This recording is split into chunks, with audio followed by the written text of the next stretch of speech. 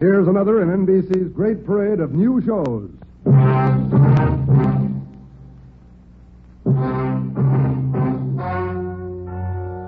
Ladies and gentlemen, the story you are about to hear is true. Only the names have been changed to protect the innocent. NBC brings you Dragnet.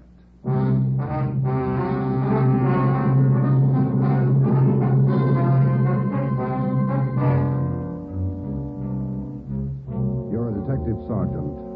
You're assigned to homicide detail. A 22-year-old girl has disappeared. A letter has been received. It demands $30,000 for the girl's return. The letter is signed, The Wolf. Your job, get him. Dragnet, the documented drama of an actual crime, investigated and solved by the men who unrelentingly stand watch on the security of your home, your family, and your life. For the next 30 minutes, in cooperation with the Los Angeles Police Department, you will travel step by step on the side of the law through an actual case transcribed from official police files. From beginning to end, from crime to punishment, Dragnet is the story of your police force in action.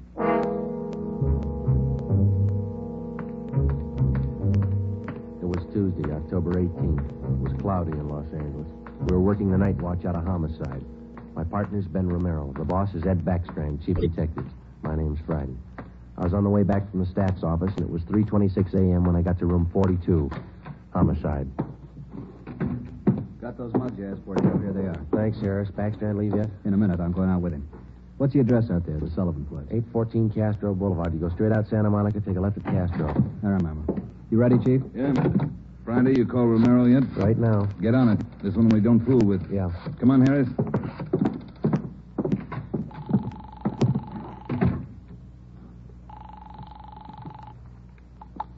Hello. Sorry to wake you, Ben. This is Joe. How you feeling? Oh, hi, Joe. What time is it? 3:30 a.m. How do you feel?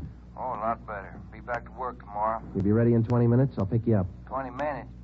Okay, what's up? You remember Martin Sullivan, vice president of the Third National Bank? Sullivan? Yeah, what about him? He's got a 22-year-old daughter, or he had one. She's gone.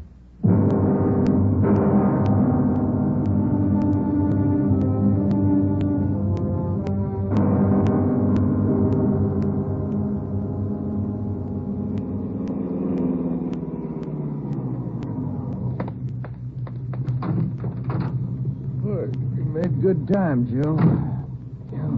Where are we heading? Sullivan home out on Castro Boulevard. Ed's out there now with Harris.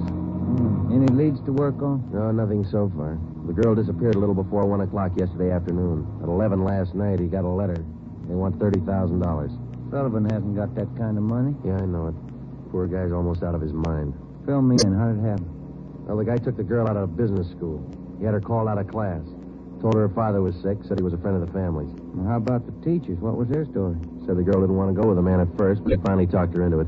Kept telling her father was dying. That's about as low as they come. Yeah. Did he use a car?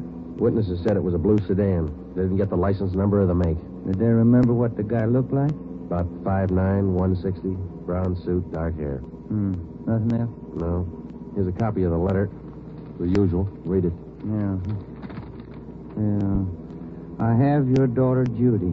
Get, what's that? $30,000. $30,000 quick if you want her back alive. Don't call police or I'll kill her. Contact you later. Signed, what was it? The Wolf. Oh, Wolf, huh? I could think of a better name. Come on, here we are. Who's got the original note, Joe? Lee Jones down at the crime lab. He's checking it for prints and handwriting. Well, if he was... Oh, hi, Davis. Right on the house, boys. Just waiting for you. Thanks, Dave.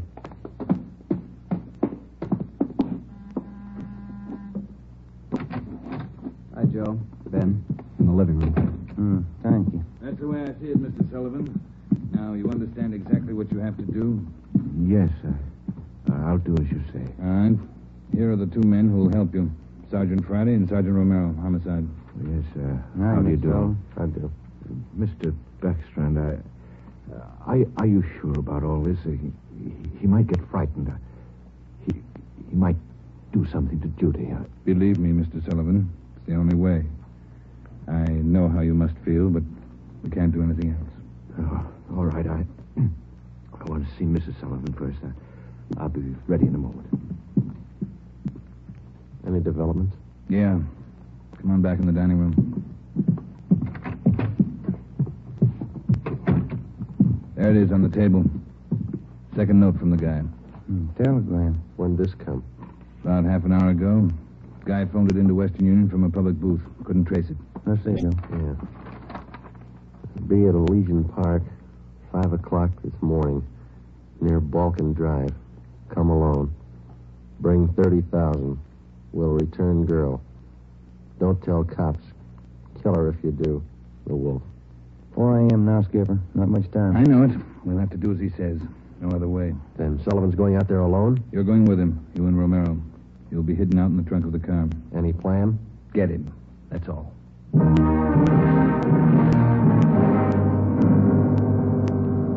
and I went out the back door and into the Sullivan garage. We jammed ourselves into the trunk compartment, and Harris closed the door on us.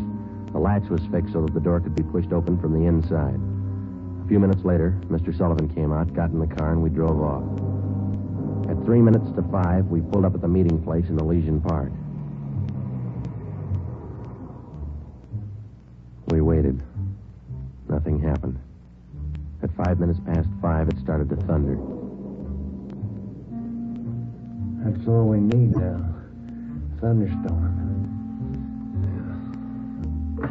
Stuff in here in this trunk, isn't it? Oh, yeah. Ben, listen. Sullivan. Must be.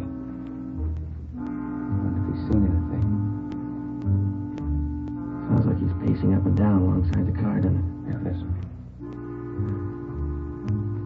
Can you hear anything else? Can you?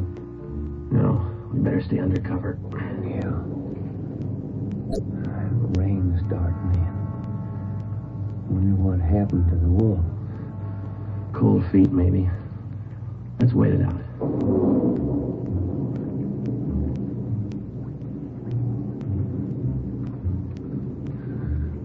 Joe. Yeah. What time you got now? Move over a little. Let me get my watch in there. Yeah. A little past 5:30. Sergeant. Sergeant. Mr. Sullivan? Yes. Do you think he's coming? It's late. It's getting daylight. We better wait it out, Mr. Sullivan. Now, look, don't come back here again. If he's watching, you might tip him off. Oh, all right. All right. Poor guy. You? Yeah, I hear it. Coming up the road toward us. Stop it. Yeah. Swinging over to our car. You ready? Right. Talking with Sullivan. They're coming back here. Now watch it. Brandy, Romero? That you, Ed? Yeah, the meeting's off. Come on out. All right. Got a cramp in my leg. I'm cramped all over. Mr. Sullivan, drive back home. We'll contact you there. All right, Chief. Ben, Joe, come on over to the car. What's the story, Ed? The guy had no intention of following through with his meeting tonight. Well, how come? He told us. Phoned at 5 o'clock. Tried to trace the call. He wouldn't stay on the line long enough. What do you have to say? He wanted more money. Bragged about how smart he was. How we'd never get him. When he knows Sullivan's called in the police. Sure. Said he didn't care. We'd never get him anyway. Yeah, pretty cocky. Pretty smart. Take my word for it. He's no dummy. Control 1 to 80K. Control 1 I'll to get it. 80K.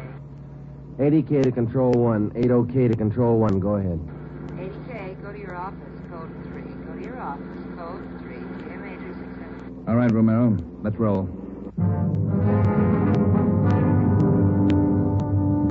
More than 12 hours had passed since word of Judy Sullivan's disappearance had been phoned in a homicide. During that time, an all-points bulletin containing the descriptions of the suspect, his car, and the girl had been sent out on the teletype to law enforcement agencies throughout the area. The same descriptions were broadcast over the police radio every hour.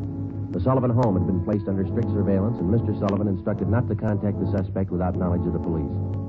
He'd raised almost $10,000 in cash to buy him off. The serial number on each one of the bills had been copied by a police stenographer and then rechecked by a homicide officer. So far, the Wolf, as he called himself, had made 3 separate contacts, but he covered his tracks well. We knew that he was somewhere in the city, 500 square miles of it, and we knew we had to find him fast. It was 18 minutes past 6 when we got back to homicide. Hi, Chief. Fellas, you got something for us, Mac? Here, this letter. Special delivery. Came in about 25 minutes Can ago. I see that, Mike? Yeah, that's him. According to the postmark, he must have mailed it right after he grabbed the girl. Listen to this. Stay away from Sullivan. If the kid's found dead, it's your fault. Stay away, the Wolf. All right, Mike. Get it over to the crime lab and have Lee check it for prints. Right, Chief. Lee find any prints on the second note, Mike? 2. Running through R&I now. Friday, Romero, get down there and see if they got a make. I'll call out to Sullivan's and check with Harris. Right, Ed. Let's go, Ben. Who's watching the Sullivan house beside Harry? Carpenter and Davis. Backstrand's afraid the girl's father will try to make a deal with the guy. Has he tried it yet? No, he hasn't yet. You couldn't blame him if he did. Worried sick. Oh, yeah. Here we are. Hi, fellas. Just coming down to see you. You got something, Larry? Those 2 prints Lee Jones lifted off that letter got a make on them from the single print file. Good, Larry. Let's see, huh? There it is. Pull the whole package on him. Donald Alfred Kiefer. Looks like a real bad one, doesn't he? Donald Alfred Kiefer, male, Caucasian, age 29, 5 feet 8 inches, 170 pounds, brown eyes, dark brown hair. He had 1 previous arrest for forgery in Los Angeles 10 months before. Kiefer's occupation at the time of his arrest was listed as bank clerk at the Third National Bank.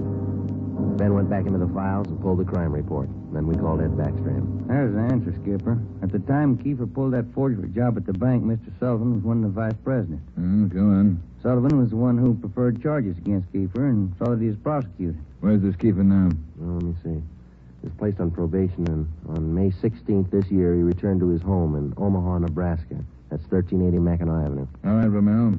Get Omaha on the phone and have them check out Kiefer. Right, Skipper? Friday, take Kiefer's package and this note down to Don Myers. Have him check the handwriting. And get over to the crime lab and see what Jones lifted off that last letter we got. All right, Ed. The faster we work, the faster we'll put this guy behind bars. Now move.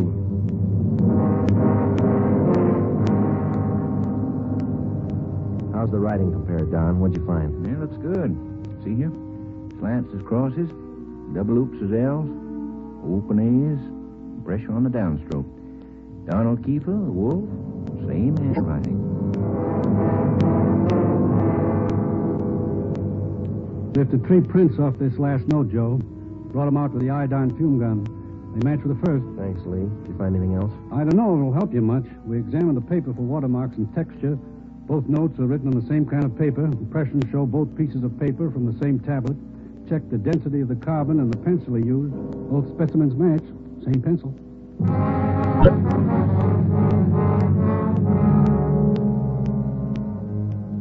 By mid-afternoon, Donald Kiefer's description had been broadcast throughout the area. Bulletins were dispatched to all departments, and an APB was teletyped to the entire state.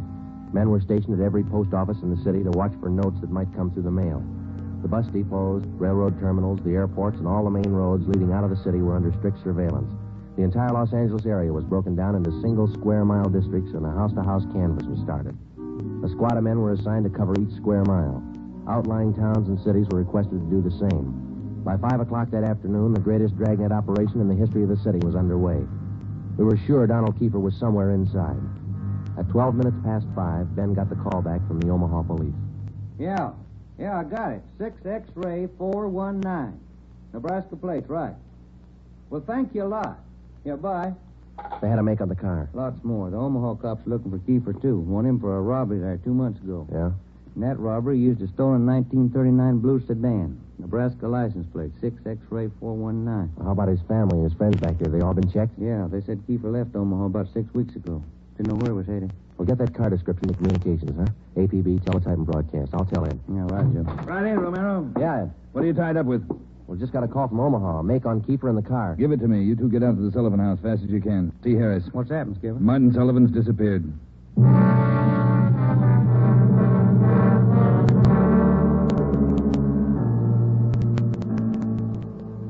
Harris, how'd it happen?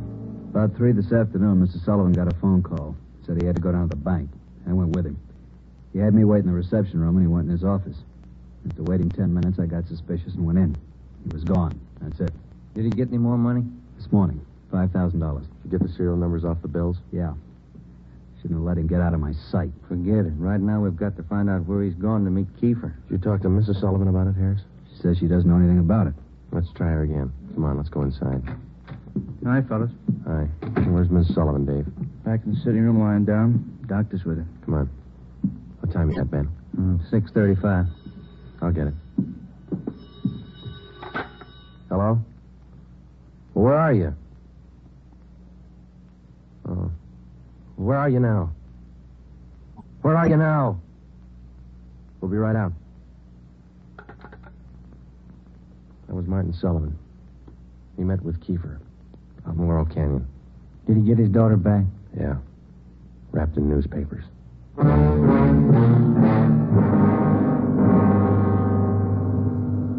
All cars in the area were notified that a contact had been made with Kiefer. We got in the car and drove out to Laurel Canyon. The entire area had been blocked off.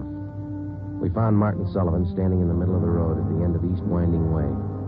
500 feet down the hill was a private residence where Sullivan had telephoned us. It was the only building in the immediate vicinity. A few yards beyond the point where the East Winding Way ended, back in a clump of tall grass, we found the body of Martin Sullivan's daughter. We notified the crime lab, Chief Backstrand in the coroner. Despite a severe state of emotional shock, Martin Sullivan tried to tell us the story. He said Judy was all right. I believed him. I wanted her back.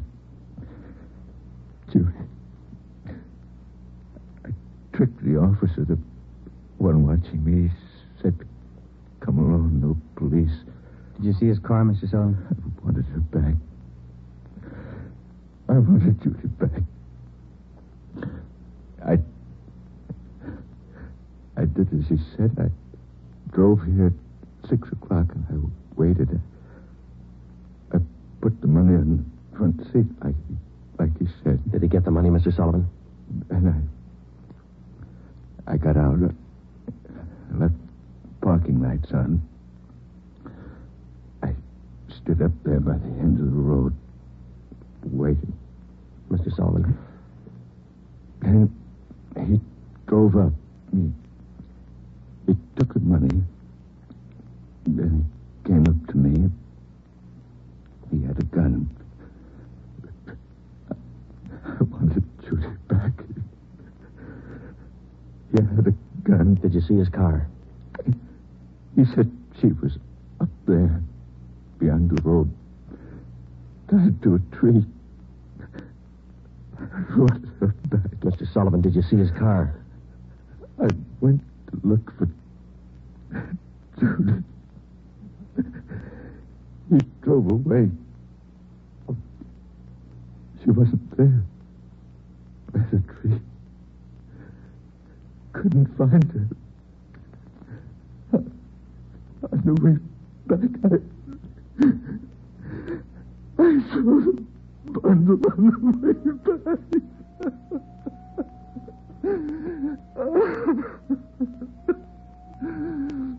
Let me find it. Judy. Let me find it.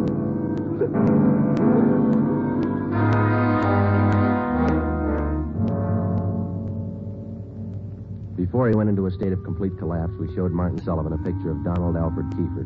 He definitely identified him. The information was immediately relayed back to Central Division, rebroadcast to the entire police radio system. A teletype was dispatched to sheriff's offices, and communications were sent to police stations throughout the country. The house-to-house search throughout the entire city intensified. The dragnet in which we hoped to trap Donald Kiefer was drawing slowly inward. It was 12 midnight. Street, Sullivan girl murder, next street, read all about it. Citizens join search for killer. Friday, did the papers get a list of the numbers on that ransom money? Yeah, got them in the final net edition. 2.5 pages of serial numbers. Gave it a big spread. Look at these pictures of Kiefer here, all over the front page. The more the better, Romero. I hope this town never forgets that face. Good reminder. You don't make deals with killers. Hi, fellas. Come on over. Find anything yet, Lee? Just checking over these towels here. Found them wrapped around the girl's body, inside the papers. Funny thing about those papers, What's that, Lee? they're all yesterday's. Every story about the girl's disappearance has been clipped out. Maybe the guy's making up a scrapbook. How about the towels, Jones? Any laundry marks? Not a one so far, Ed. Every one of them was clipped off. Pretty smart. The morgue post the body in? Been doing it now. Nasty one. Yeah. Did you get any footprints or tire marks out where they found the body? Lots of them, all cast. Bossy and Taylor are checking them now. One thing. What is it, Jones? I don't know. Under the seam here. This towel. Wait a minute. Joe, that pair of snippers there. Yeah, here you are. Thanks. That's back under the seam. There. That's one tag he missed. Any markings, Lee? Yeah. Greenway Apartments, Los Angeles.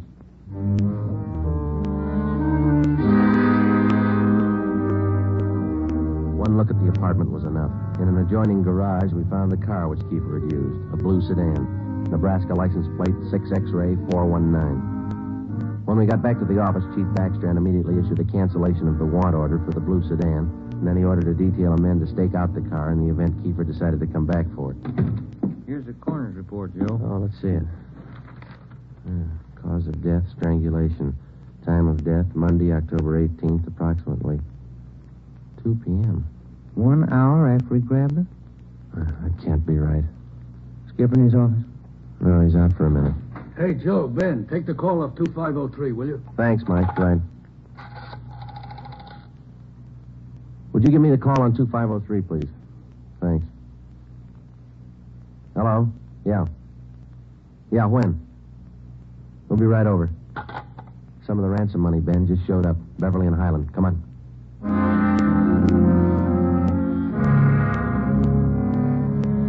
The man's name was Ralph Donahue. He operated a used car lot on the corner of Beverly and Highland. He told us that early that morning he sold a dark blue late model coupe to a man who gave his name as Fred Sims. The man paid for the car in cash. Donahue told us that he checked the serial numbers on the bills after the man had driven away. Serial numbers check out, Joe, every one of them. If I only thought to look, officer, and you know I generally do. I'm the suspicious kind anyway, but, this morning I must have been asleep. You got the full description on the car, Ben? Yeah, Joe. All right, let's get it on the air right away. I saw his mug in the paper while I was waiting for you. Too late. Sorry. Yeah, thanks.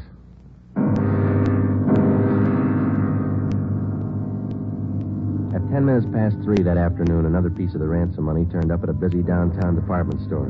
The clerk was unable to remember who gave her the bill. The detail throughout the general downtown area was strengthened. The house-to-house search of the entire city for Judy Sullivan's murderer went on. The afternoon dragged into the early evening. At 20 minutes to 7, Ben and I had a hamburger and a cup of coffee in the drugstore at East Broadway and 3rd. And then we got back in the car, checked with communications, and started cruising the neighborhood again. At 9 minutes to 8, a man answering the description of Donald Kiefer was seen crossing Sunset Boulevard just below Highland. 7 minutes later, the same man was reported near the intersection of Hollywood Boulevard and Las Palmas. Communications relayed the information. At 21 minutes past 8, our car, 80K, along with a dozen others, were concentrated in the Hollywood Boulevard area from Gower Street to La Brea, Franklin Avenue to Santa Monica Boulevard. At 24 minutes past 8, another piece of the ransom money was passed at a cigar store on the corner of Hollywood Boulevard and Hawthorne Street. The number of men and radio cars in the area was redoubled. Plainclothes officers were stationed at every intersection to keep an eye on pedestrian traffic. At 18 minutes to 9, the dark blue coupe which Kiefer had bought that morning was spotted parked in an alley just below Hollywood Boulevard and Cahuenga. We called Ed Backstrand. City Hall. 2503. 2503. Chief of Detectives Office, Hannah. This is Friday, Mike. The chief there? Yeah, wait a minute. Just going out the door. Ed, it's for you. Backstrand? Friday, Ed. Just spotted Kiefer's car, the one he bought this morning, parked in an alley off Cahuenga. Harris and I are on our way up there now. We'll take care of the car. You take care of this call. Just came in. What do you got? The theater on the corner of Hollywood Boulevard and Fairview. The girl in the box office just took in a $10 ransom bill. Yeah? She got a good look at the man who passed the bill. She says it's Kiefer.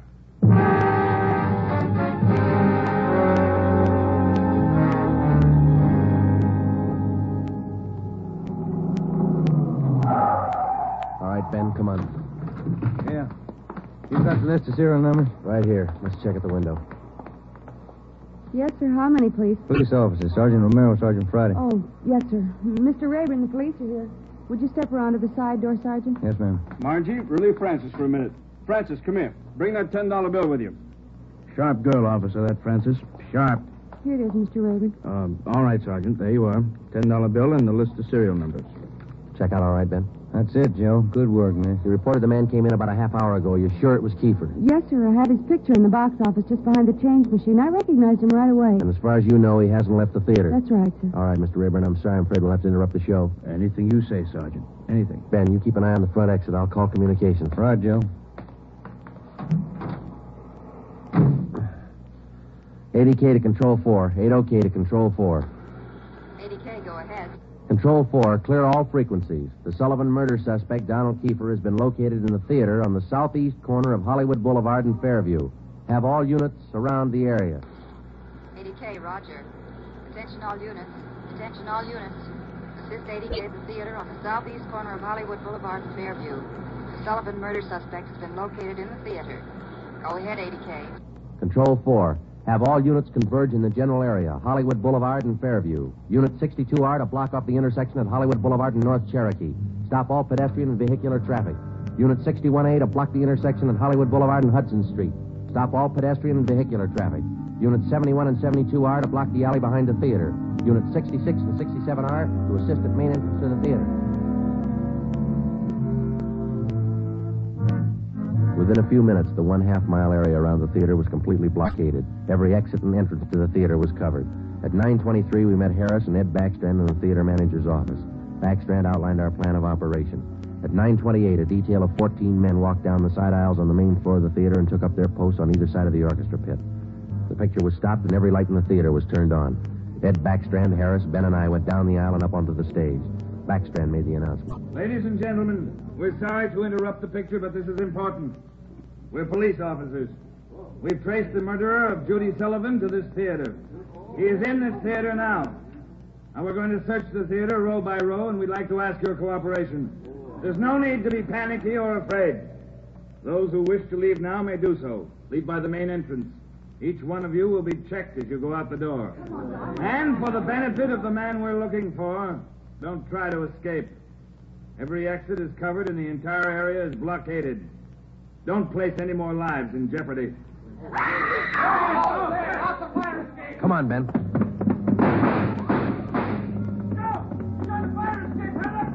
Backstage, Joe. We can make it from there. All right, let's go. Come on, hustle it, Ben. Yeah. The next building. You'll probably try to jump for it. All right, watch it. I think this door leads out to the roof. There he goes. All right, keeper, hold it. Don't shoot, I give up. Throw your gun down. Over here. Don't shoot. Don't. Let's get him. All right, coppers. I got it figured. They won't top me for this. Didn't know what I was doing. Put the cuffs on him, Ben. Get away from me, you crumb! You shouldn't have hit him, keeper.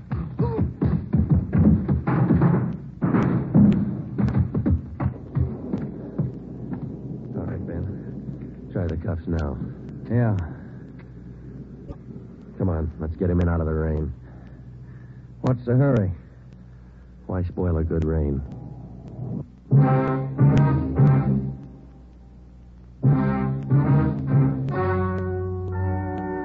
The story you have just heard is true. Only the names were changed to protect the innocent. Donald Alfred Kiefer was tried and convicted of murder in the first degree. He was executed in the lethal gas chamber at the state penitentiary. You have just heard the 15th in a new series of authentic cases transcribed from official files. Technical advice for Dragnet comes from the Office of Acting Chief of Police, W.A. Wharton, Los Angeles Police Department. Tonight's program is dedicated to Deputy United States Marshal John B. Glenn of Boise, Idaho, who on the morning of July 31st, 1940, gave his life so that yours might be more secure.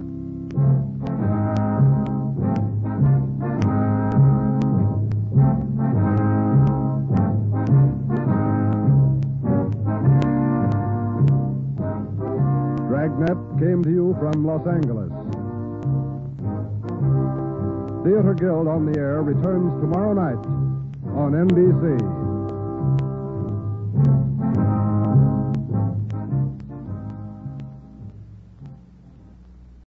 Here's another in NBC's great parade of new shows.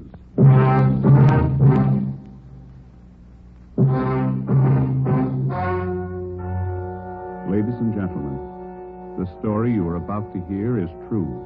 Only the names have been changed to protect the innocent. NBC brings you Dragnet.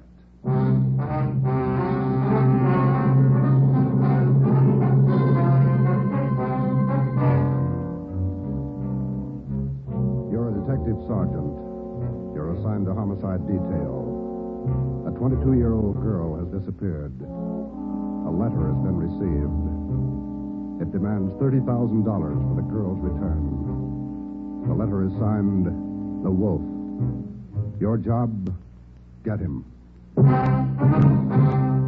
Dragnet, the documented drama of an actual crime, investigated and solved by the men who unrelentingly stand watch on the security of your home, your...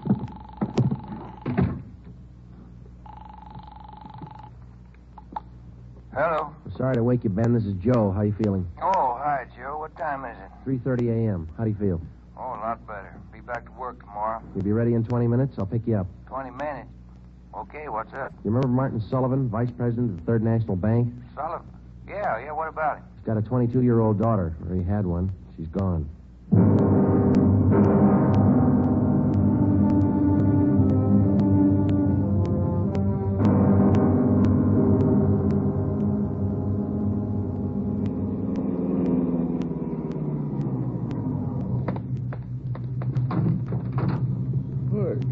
Good time, Joe. Where are we heading? Sullivan home out on Castro Boulevard. Ed's out there now with Harris. Any leads to work on? No, nothing so far. The girl disappeared a little before 1 o'clock yesterday afternoon. At 11 last night, he got a letter. They want $30,000. Sullivan hasn't got the original note, Joe. Lee Jones down at the crime lab. He's checking it for prints and handwriting. Well, if he was... Oh, hi, Dave. Right on the house, boys. Just waiting for you. Thanks, Dave.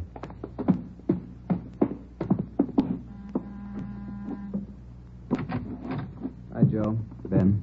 In the living room. Thank you. That's the way I see it, Mr. Sullivan. Now, you understand exactly what you have to do? Yes, sir. I'll do as you say. All right. Here are the two men who will help you. Sergeant Friday and Sergeant Romero, homicide. Yes, sir. Hi, How do you Mr. do? Sullivan. I do. Mr. Beckstrand, are you sure about all this? He might get frightened. He might do something to Judy. Believe me, Mr. Sullivan, it's the only way. I know how you must feel, but we can't do anything else. Oh, all right. I want to see Mrs. Sullivan first. I'll be ready in a moment. Any developments? Yeah. Come on back in the dining room. That kind of money? Yeah, I know it. Poor guy's almost out of his mind. Fill me in. How did it happen? Well, the guy took the girl out of business school. He had her called out of class. Told her father was sick, said he was a friend of the family's. Well, how about the teachers? What was their story? Said the girl didn't want to go with the man at first, but he finally talked her into it. Kept telling her father was dying. That's about as low as they come. Yeah. Did he use a car? Witnesses said it was a blue sedan. They didn't get the license number or the make. Did they remember what the guy looked like? About 5'9", 160, brown suit, dark hair. Nothing else? No. Here's a copy of the letter. The usual. Read it. Yeah. I have your daughter, Judy. Get, what's that? $30,000. $30,000 quick if you want her back alive. Don't call police or I'll kill her. Contact you later. Signed, what is it? The Wolf. Oh, Wolf, huh? I could think of a better name. Come on, here we are. Family and your life. For the next 30 minutes, in cooperation with the Los Angeles Police Department, you will travel step by step on the side of law through an actual case transcribed from official police files. From beginning to end, from crime to punishment, Dragnet is the story of your police force in action.